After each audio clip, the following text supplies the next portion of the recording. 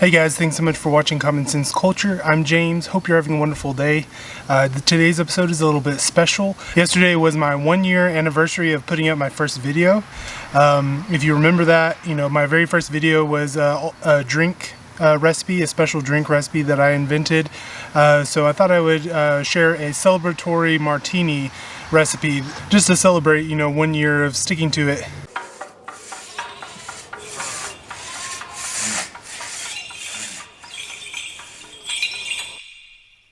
So back in college, I kind of went through a martini phase, and I experimented a lot with, the specifics of how I like to drink a martini.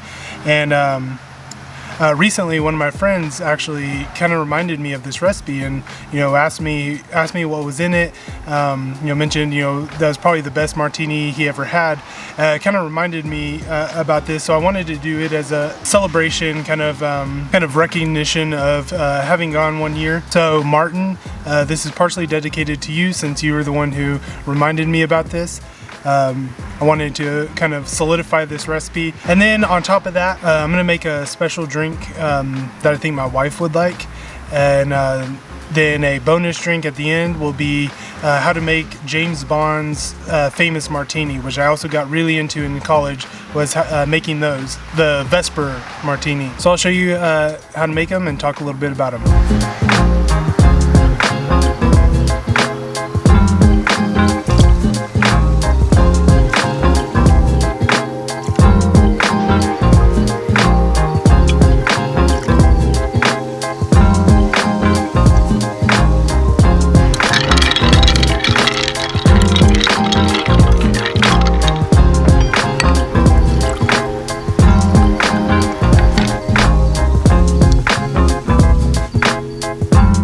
Alright, so here is my special celebration martini. I don't feel like I can give this a special name because it's very simple, very straightforward.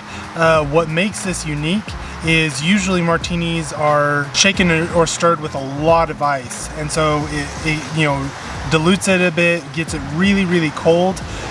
Now, what's special about this is I actually like the taste of martini, so the colder it is, the less I can taste it, and I like a dry martini. So this is very simple dry martini, but if I were ordering it, I would usually say I want a dry martini with gin and dry vermouth, shaken with very little ice and no ice in the glass, and I ask for it in a whiskey glass with 1 olive. Now that sounds like I would sound very pretentious when ordering in a bar, and I always felt that way, but I think this might be the one thing I honestly wasn't pretentious about. It was just an honest preference. I really liked, if I was going to pay as much as I paid for at a bar for a martini, I really wanted it to be exactly how I like it.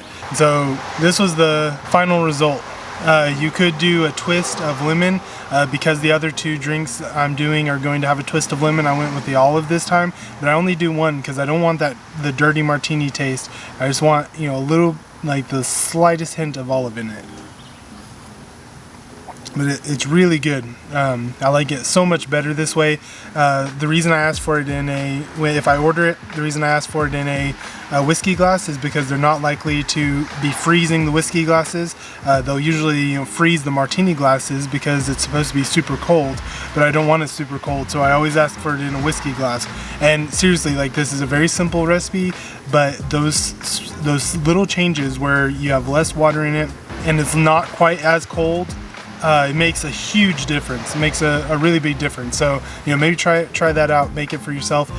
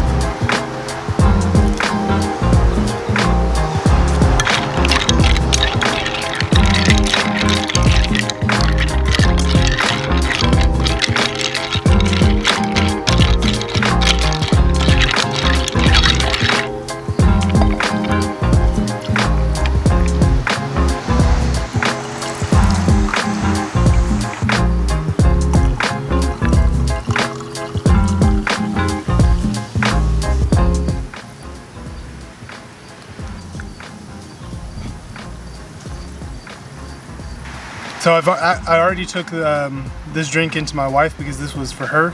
I did taste it. It tastes really good. She liked it a lot. Apparently the ratios were just right on it. Now I used agave syrup because that's what we had. I thought we had honey, but we didn't. If you wanted to make a honey syrup, you would just mix it in with, you know, a little bit of hot water.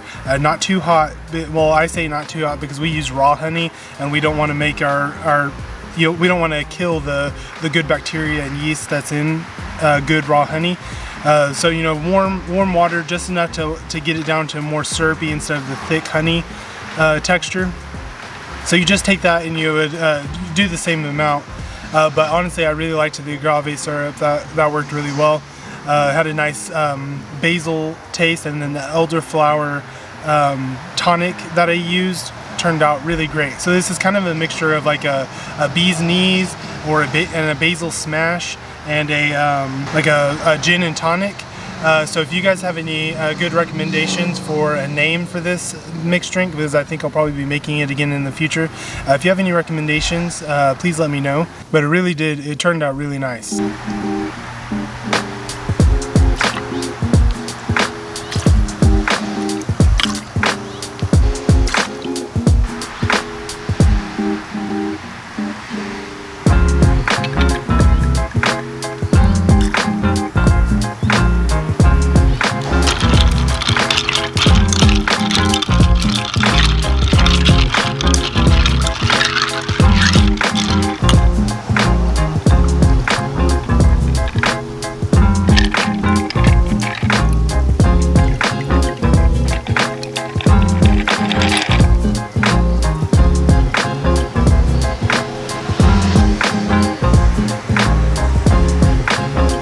Alright, so now we have the Vesper Martini. This is James Bond's famous martini. It is quite a lot of alcohol. I think there's a joke in there somewhere about how, you know, James Bond is so classy that he never has more than one martini before dinner. But then, of course, you know, he orders this, which has 4 shots of drink. So, you know, yeah, if you don't have a high tolerance to alcohol, this might be one that you'd want to, you know, share with somebody. But this one is, it's really nice.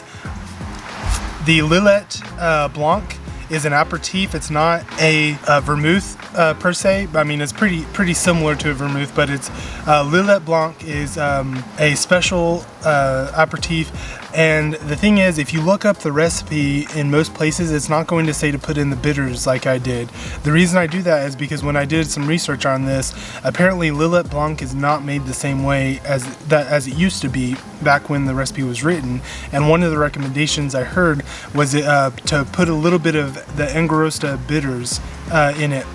And that would kind of tweak it to where it's a little bit closer to the way Lillet Blanc used to be made. And I like it a lot more. I've tried it both ways. I like it a lot more with the bitters. I think it really rounds it off. And there's something about, you know, the personality of James Bond that makes me think that, you know, he would appreciate a little bit more bitterness to his drink. So, you know, this is a really good drink. So, you may be wondering, what does this have to do with the show? What it's about? Well, I mean, for one, I have a lot of recipes. I do recipes all the time. I like to share drink recipes. You know, I've done the cava and the coffee. So, you know, this really isn't that out of line of what I do.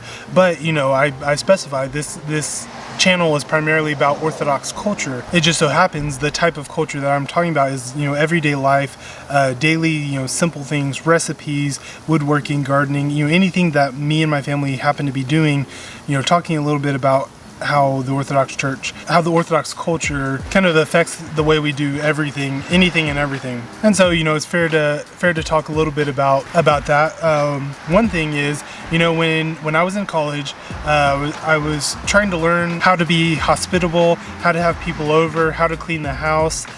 So it was nice for people to come over. And I think that's a big part of Orthodox culture in general is learning hospitality. I mean, you know, Abraham receiving the 3 angels, and you know, all the way through scripture you have all these examples of hospitality, showing hospitality.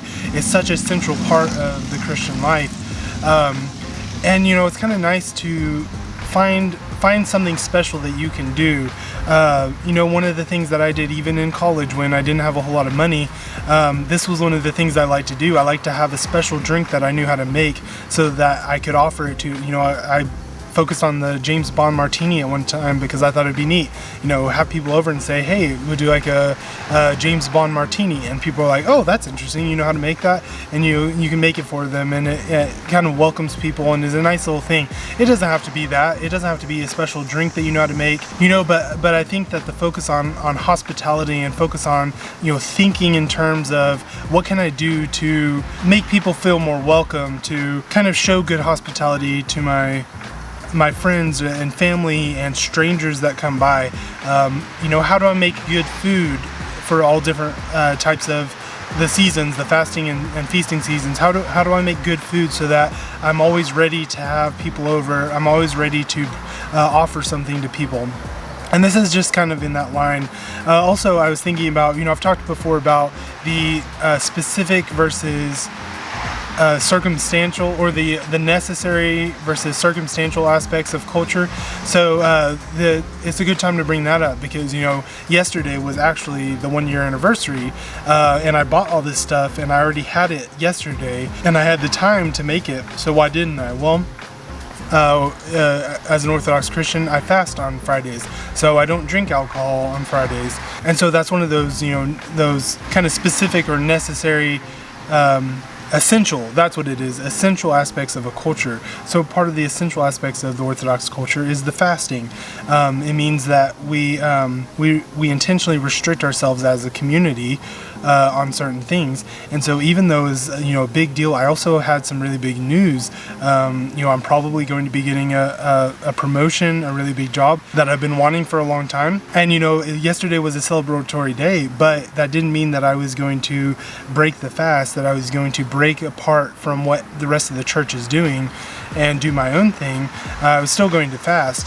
And so, you know, that essential aspect of the culture kind of held its own. But now, you know, today, kind of more of the circumstantial or the, you know, non-essential aspects of my culture is I like to make martinis. And so this is how I'm going to celebrate. And, you know, it might be different types of drinks, it might be different types of foods for other people. But, you know, I'm sharing one of the cultural things that I enjoy with you, and so, you know, it's something special. So anyway, I hope you enjoyed this video. If you have any recommendations for naming that drink that I made for my wife, you know, please let me know in the comments. I'd love to hear your thoughts. If you have any criticisms, any thoughts about what the video is about, please let me know. I'd love to hear it. Hope you have a wonderful rest of your day. Please click subscribe, you know, click the thumbs up on this video. Both of those things will help this channel get going. We're almost at 200 subscribers. I was really hoping we'd hit that before the 1 year mark, but, you know, we're pretty close. It's almost there. So, you know, sharing this with people and, you know, doing all the little things that YouTube, you know, takes into account to decide whether my videos are good or not, you know, would really help me out. Thank you so much. I hope you have a wonderful rest of your day. God bless. Bye.